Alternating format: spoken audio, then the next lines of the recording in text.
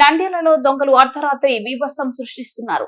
జగజ్జనగర్ మల్లెమ్మల కాలనీలో బుధవారం అర్ధరాత్రి దొంగలు పలు ఇంట్లలో చొరబడి హల్చల్ చేస్తున్న సంఘటన చోటు చేసుకుంది. గురువారం ఉదయం బాధితులు తమ గోడు చెప్పుకున్నారు. వివరాలకు వెళ్తే నంద్యాల పట్టణంలోని స్థానిక జగజ్జనని నగరు మల్లెలమ్మ కాలనీ నివాసం ఉంటున్న ప్రసాద్ రెడ్డి ఇంట్లో భార్యకు అనారోగ్యంగా ఉండడంతో మిద్దెపైన పడుకుందామని కుటుంబ సభ్యులతో మిద్దెపైన పడుకుని నిద్రించడంతో ఇంటి తాళం పగలగొట్టి ఇంట్లో చొరబడి బీరువా లాకర్ను గడ్డపారతో పైకి పెకిలించారని ఓ బాధితుడు మీడియాకు తెలిపారు. 5 లక్షలు నగదు, 5 తులాల బంగారం, వెండి ఎత్తుకెళ్లి బట్టలు ఇంట్లో అంతా చిందవందరంగా పడేశారని వాపోయారు. రాత్రి అయితే చాలు ఎప్పుడు దొంగలు వస్తారో ఏం అని భయంతో ఉండాల్సిన పరిస్థితి నెలకొందని, కష్టం చేసుకుని సంపాదించుకున్న సొమ్ము దొంగలు దోచుకు వెళ్లడంతో లబోదిబోమంటూ కన్నీరు పరవంతమయ్యారు.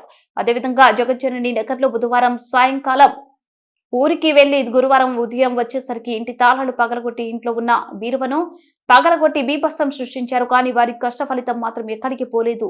అన్ని పగలగొట్టిన ఒకవైపు బీరువా లాకర్ ఓపెన్ కాకపోవడంతో అందులో బంగారం కూడా ఉండడంతో దొంగలు పాలిట నగదు బంగారు చోరీ కాకపోవడం ఊపిరి పీల్చుకున్నారు. ఇవి కూడా బంగారం అని చూసినారు. ఇది పడేసినారు ఒక పిల్లలు, అది కూడా బంగారం కాదని బంగారం అని అనుకున్నారు.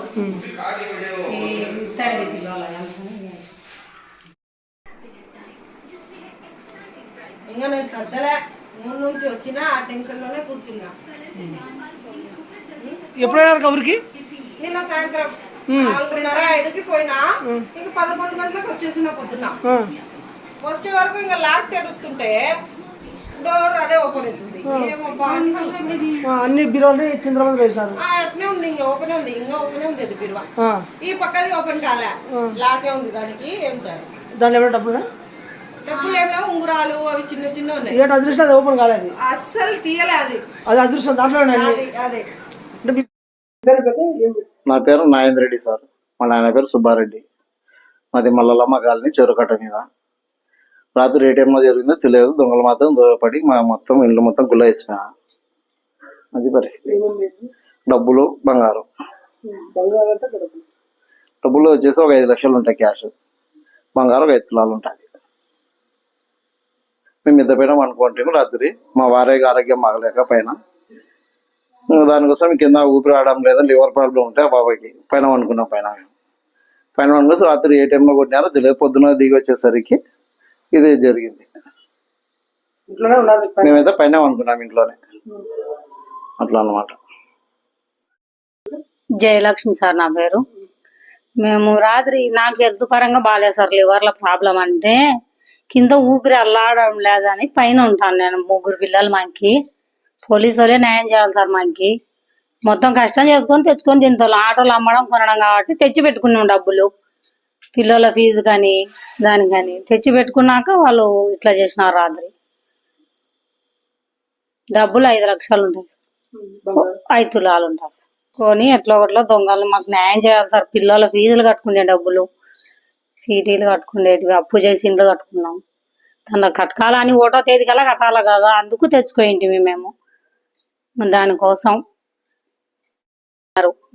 దేవుంది ఉండి సార్. ఉండి ఇదిగో ఇదే సార్ దేవుంది ఉండి. ఇదిగో ఈడ విన్నది కదా, క్లాత్ కట్టి ఉండి వేసుకోయింటి. ఇట్లా క్లాత్ కట్టింటి, ఉండి పెట్టింటి సార్. బీరువాలనే పెట్టుకోయింటిమి. మా మామ చనిపోయి ఇంకా దేవుని గుట్లు ఎందుకు లేని బీరువాలో పెట్టింటిని. ఇట్లా అది కూడా పీకేసినారు.